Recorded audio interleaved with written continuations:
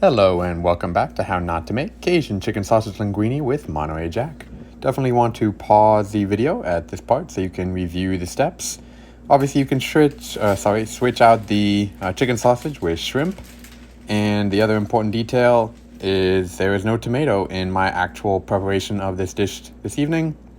But no matter, if you have a tomato, just follow the ingredients. So there's some calorie info, and then there is the blackening spice that I'm throwing in with the chicken sausage. So I've got the pasta already cooking.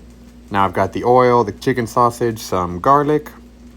Obviously, the majority of this recipe is just stirring things, whether it be the pasta, the chicken sausage, breaking it up, or the chicken sausage with some seasoning. All that good stuff I just really cut out so you didn't have to watch me stir for an eternity.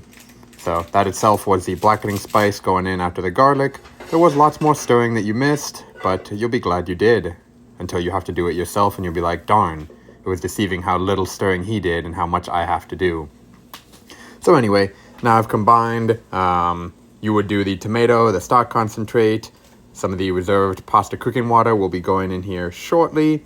So more and more stirring. We've also got some cream cheese and a couple tablespoons of butter because I'm really making about 4 servings here. So you're seeing all that going in now. Next thing I'm going to go ahead and drop in the drained pasta. Stir that up some more. And so yeah, there's the butter. But anyway, like I was saying, I'm going to stir that up some more. And finally, we will top it with some Monterey Jack cheese. So here's the plating. In a second, we'll take a closer look. So thank you for tuning in to How Not to Do Some Cooking with Pasta and Chicken Sausage. And remember to like, comment, and subscribe.